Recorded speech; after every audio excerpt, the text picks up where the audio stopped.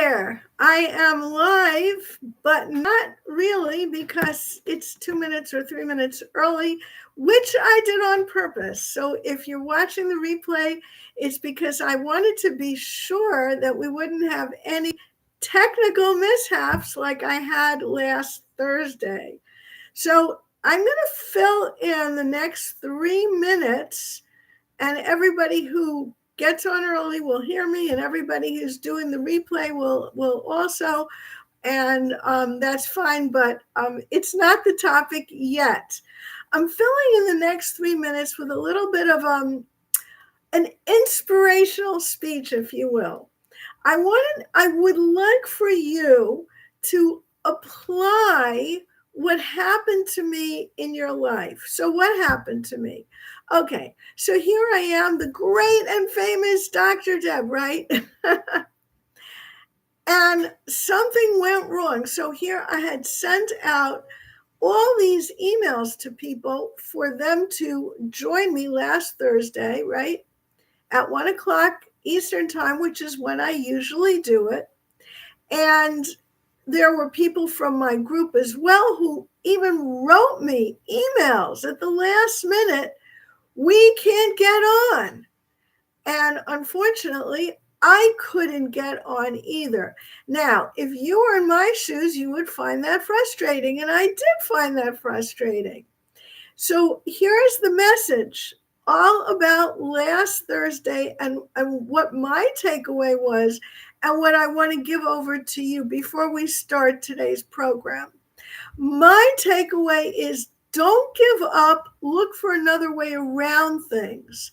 If something's not working, don't say, I tried everything, because I guarantee you didn't try everything. There are so many things to try to fix a marriage that it's impossible that you tried everything. So if you have an issue in your family, whether it's your marriage or it's your kids, in-laws, whatever your issue is, don't give up, don't lose hope, don't quit, just keep going. And now the time, it was only 2.5 minutes. Okay, the time is now to start today's live. So hello, I am Dr. Deb, and it is now actually Tuesday and not Thursday at 8 o'clock at night because we had rescheduled this live for now so that everybody who was disappointed last week would be able to attend if this time works for you. And if it doesn't, use the same link for a replay, it will work. It should anyway. No, I think it does. So the first thing I want to do is remind you that I don't like talking to myself. I want to talk to real people. So please, please, please, please get on the chat. Now it says the chat is disconnected. I don't know. Let's see if the chat works because I want to just test it out. Oh, it looks like it's working. Okay, I don't know why it said the chat wasn't working. So please get on the chat and talk to me. And if you're watching the replay, then talk to me afterwards in the comments, or you can write me, drdeb@drdeb.com. Anyone's open and free to write me. I can't say I can read all the letters. It just depends, but I really try. I try to read every letter that comes into me, and I try to read every comment that you type. So whether it's a chat now or a comment later, please don't be shy. Just go ahead. Okay, so I want to begin tonight's talk because it's 2 minutes after, and I think anybody who found out about this is going to get this right now. So this is all about whether or not a person needs to delve into their past in order to have success in marriage counseling, success in working around the problems that come up. And what I was saying in the original anticipation post that I put up there last week so that you would know what it's about. What I was saying there is that I did have a young couple. They were like 20. To me, that's really young for a person to get married and be really serious about it and stick with it. And stick with it, they did. They had issues, which is not surprising. Number one, because they were so young. And number two, part of the reason why people marry so young is they're miserable in their house. Their family of origin is not a happy place. So they want to get married, of course, because they're looking for love. They're looking for the support that they may not have gotten at home. They're looking for clarity from each other. They're looking for something that's going to shine a little bit of a light on why things happened and went wrong in their family of origin, because the person you marry should be your best friend. You should be able to talk to each other. You should be able to say, hey, this and this is what happened to me today. What are your thoughts? What do you think I should do about it? I hear my own children who are married doing that with their spouses all the time. They share the burdens, they share the joys. And this is the way you have a friendship. Okay, so this young couple came to me because there was a certain amount of turmoil.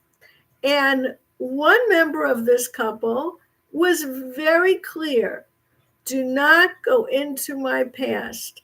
Now, the truth is, we did touch on his past, not because I was trying to go into the past, but because I just felt that I needed some information, or maybe he himself shared stuff with me. Maybe his wife said something and I wanted to know more about it. But I did get little glimpses, and it was not a happy past. His childhood was not a happy childhood. And that's par for the course, because I think the reason why marriages don't go well is simply because neither one of the people in it had the kind of childhood that gave them the strength, the self-esteem, and the clear roadmap of what a good marriage looks like.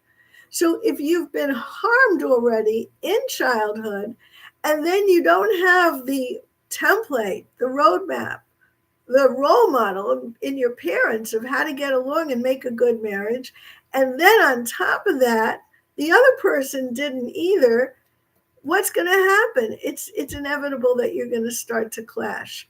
So this couple came to me and did not want the one thing that I feel is critical, which is to go into the past. Why do I feel it's critical? Because if the pain and little t trauma that took place in your childhood caused you to react with all kinds of coping strategies that may have worked for you then, but are not really helpful today, then what's going to happen is those coping strategies are still there. Where are they going to go? Why would they not be there? You know what I mean? Why would they suddenly disappear? These are what we call habits of a lifetime. Oh, I know I shouldn't react that way, but yeah, it's automatic. So the only way I feel, and many people do, I'm not alone in this, to heal the past, the only way to do that, let me say that differently. The only way to heal the present is by healing the past. The only way to create the kind of communication with the person you married that is not digging or shutting down or being defensive or reacting just badly, slamming the door and walking out, or calling names, or really worse things than that. The only way to get that out of the present moment is to go to your past and heal from it. This is my belief. But now, what do I do with a client, a couple, where at least one person, if not both, don't want that. How do I help them? So I want to share with you what worked for this couple, because I really thought about it. There were 6 things that worked for them. And one of them was me cheating a little bit. And I'm going to share that at the end. But there were 6 things that they brought to the table. They, not me, which made it work in spite of the fact that we did not do explicit internal family systems, which is what I like to do as my mode of approach to therapy with couples. So the first thing is they stuck with the therapy. Now, why do I say that first? The reality is that there are people who, when they're angry, they just get up and storm out. And I used to have a lot of people do that in my sessions, because the 2 people were sitting with each other and one person said something that flipped off the other person. And when that happens, then you're ending up stuck. One person gets the other one upset, and the upset one now reacts because it's an automatic thing that they were triggered and they're going to react automatically. And often that automatic reaction is tears or anger. And the anger can take the form of marching out, or it could just be more bad words, a tone of voice that no one wants to hear. You know what anger is. I have to explain it. But when you stick with the therapy, in spite of the ups and downs that you feel, and you bring to it the second item on my list, but let me get to that in a second. When you stick with the therapy, in spite of the ups and downs, because you know that you're going somewhere, then over time, you actually get to your goal. A lot of people think that therapy should take a very short amount of time, and I was one of those people. In my PhD program, I took brief therapy, and it is a brilliant sort of therapy. If this is how you used to behave that didn't work, all you need to do is change what your behavior was to something else that's going to work, and you're done. And the problem with that is that behavior is controlled by feelings. And if your feelings aren't aligned with the change in behavior, it won't work. You can tell a person from today till how the cows come home, behave this way, handle it this way, do it this way.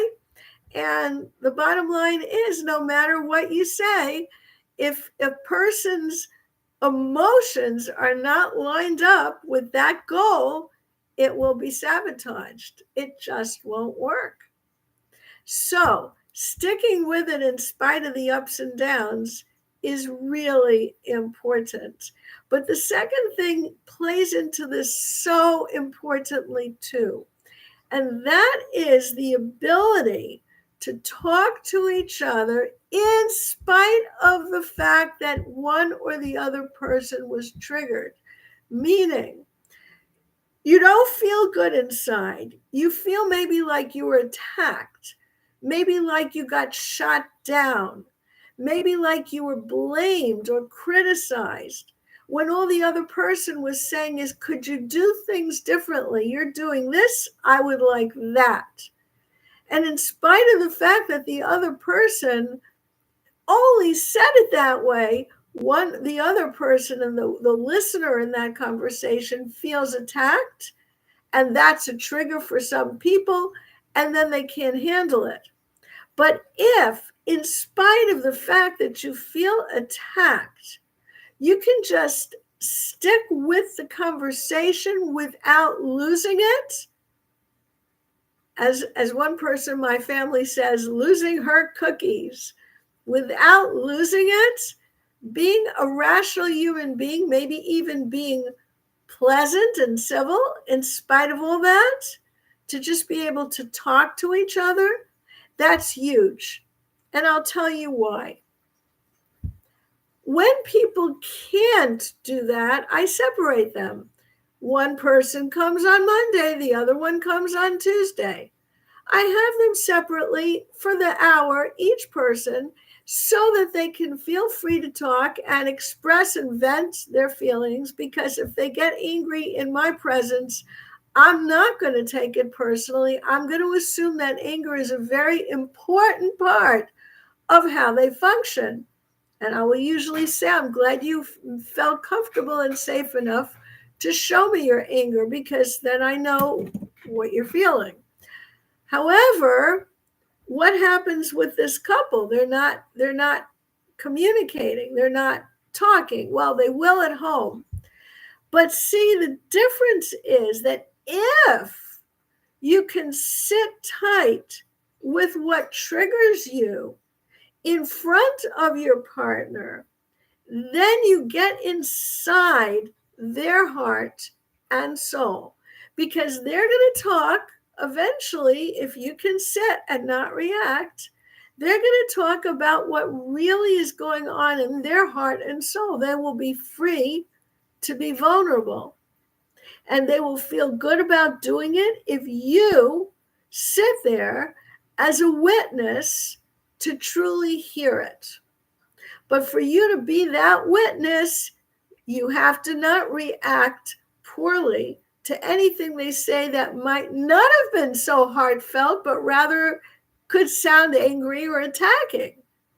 In other words, it's as if you were in a hazing situation for a fraternity or a sorority, and you got to kind of go through the gauntlet of the negative emotions and sit with those. Okay, be okay with them, not take them like you're being shot down, so that you can get to the real stuff that's hiding behind all that negative behavior, because that's the true person. You didn't actually know the person that you were married to until that happened, until you can sit with them and they're sharing their vulnerabilities. That's when you know who they really are, behind all of those defenses. Right now, you could have been married 20 years, 30 years, 40 years, and you don't know each other because you've seen only the defenses. So when two people can sit with each other, it goes both ways. And that is what happened with that young couple. So not only did they stick out the ups and downs, but even the downs were not so horrible that they lost their cookies in the course of the conversation. They were able to talk to each other so that they could really share how they were feeling and what helped them, what didn't help them, what they wanted of each other, what they needed from each other. And there is a difference between wants and needs. So that's the second thing that worked for this couple, in spite of the fact that they made that request, or at least one of them did, not to go back into their past.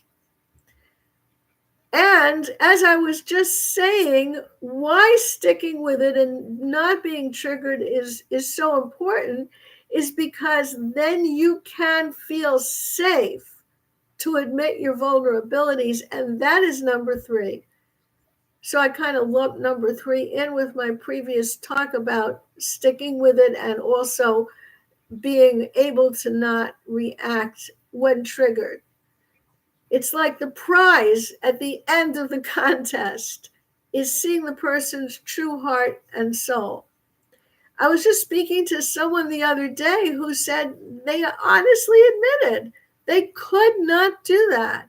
They could not share what's in their heart and soul. And I asked why in a number of ways. And finally, I got this sense, and this is very interesting.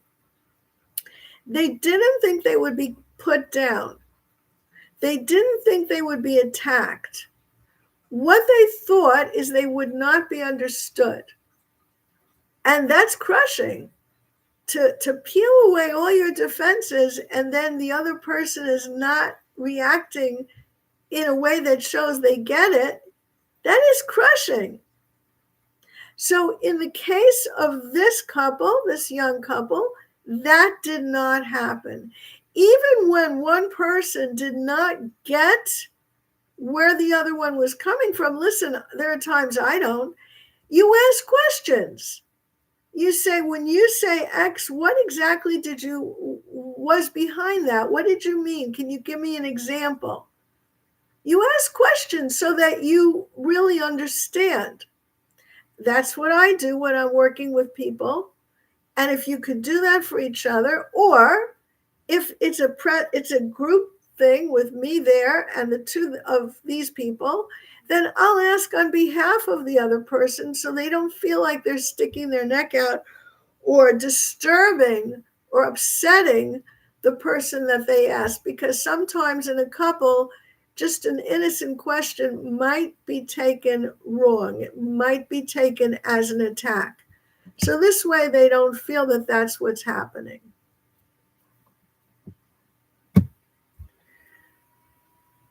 Okay, so the next thing that I feel like number 4 that was really important in helping this couple be able to succeed in therapy is that they could see progress.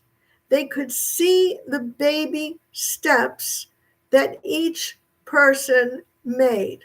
So I was just talking to someone today who was saying there was no progress in their marriage. And then I said, well, what about this? And what about this? And by the time we got down a list, they agreed there was progress. So it's very important to be able to see that, because progress will take place in baby steps. After all, who changes their personality, their reactions, their way of being overnight? Nobody does that. So you have to be able to see it on a small scale. And maybe a checklist of all the things that bother you could be fine to just look at every once in a while and see if any one of those things got better. And I guess this brings me to the next step. This couple loved each other. Through thick and thin, they did love each other. And I do think this makes a difference, because when you only are angry at each other, when you only feel this sense of injustice in how you were treated by the other person, then what it ends up coming down to is that you were almost looking for what you don't like.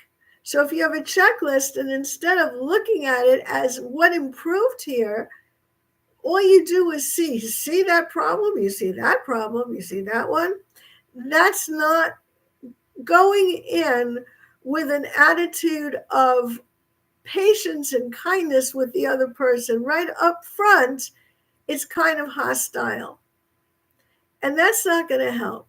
So in this particular couple, they loved each other. So that if I pointed out to one or the other what improvements happened, they could agree and see it. That the other person was maybe, yes, they might still get triggered at home, but they got over it more quickly. Or they caught themselves in the act and stopped. Or they apologized more quickly, or whatever. But there was some recognition that in some way things had gotten better.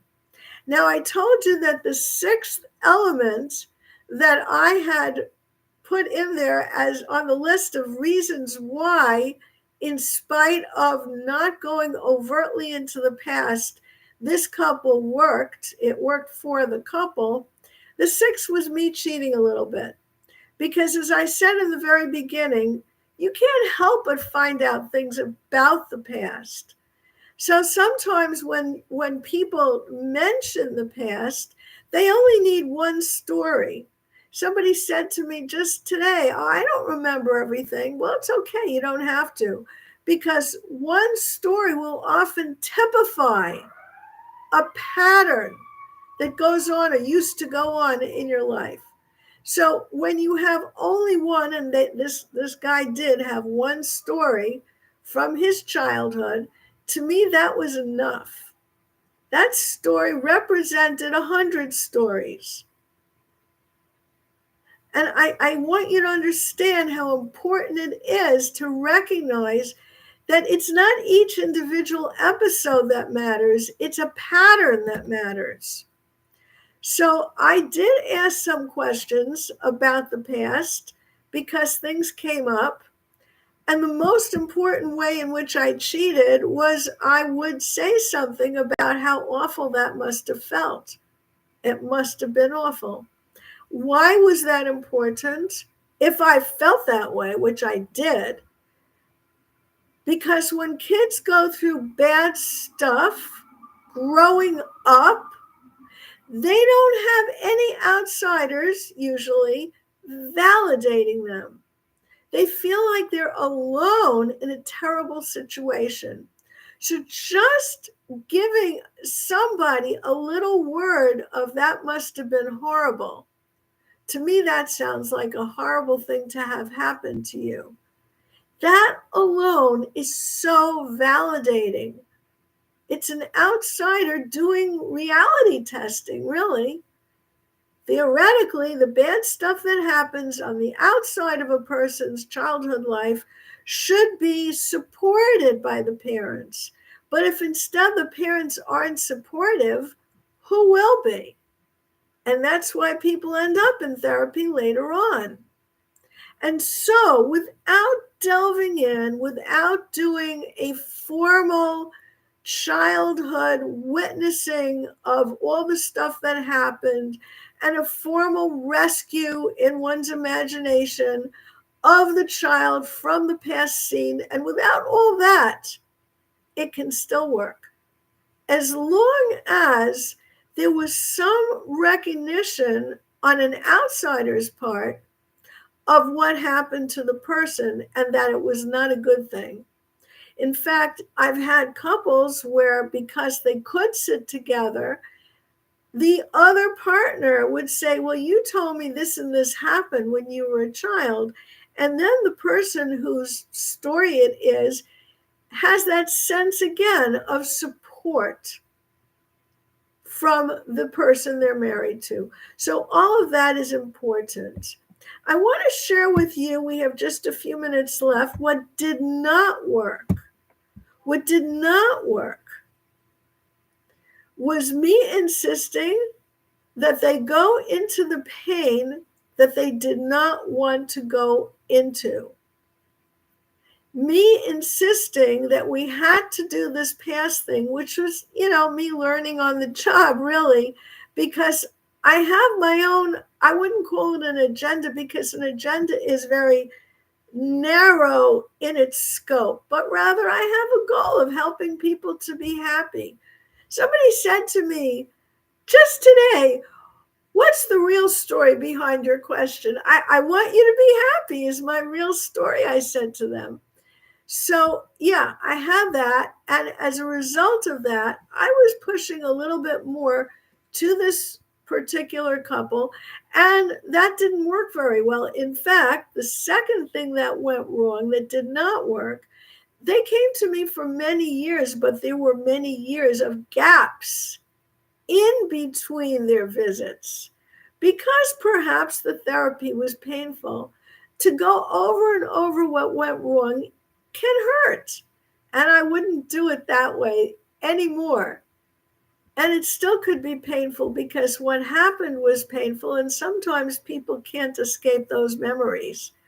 But then again, with a witness that validates your feelings, I feel that's very healing.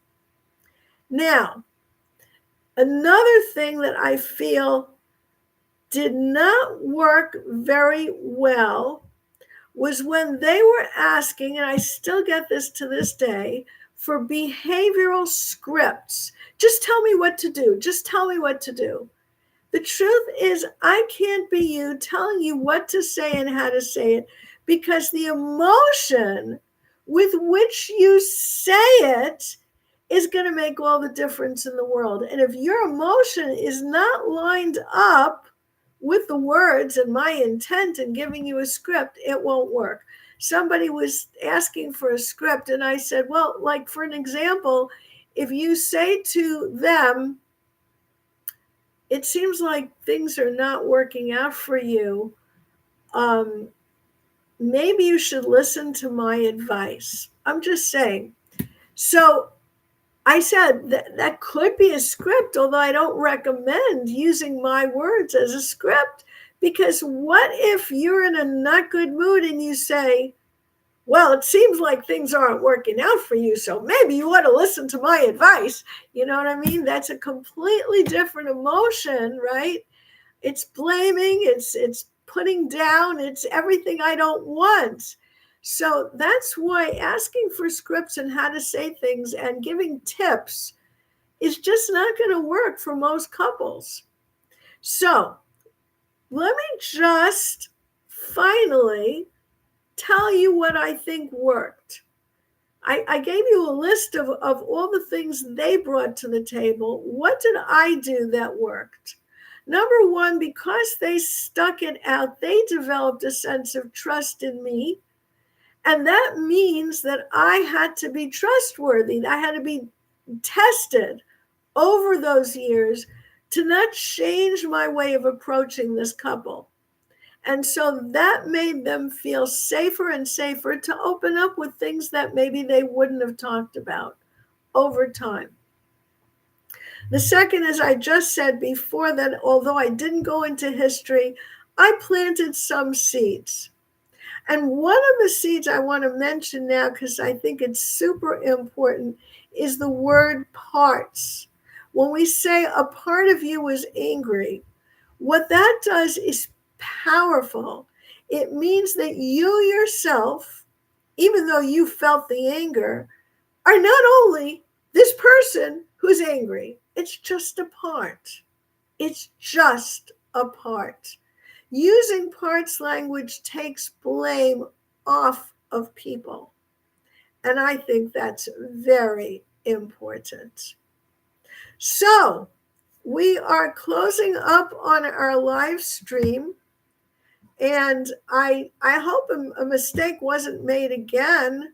I gave people this link, and I hope that it was the correct link, and that's the one that was in their emails, and that everyone who wanted to be here was here. So I thank you so much. I thank the person who suggested this topic too. And for Thursday, I'm going to look for more suggestions so that I can speak to what you care about. You take care. I'm Dr. Deb.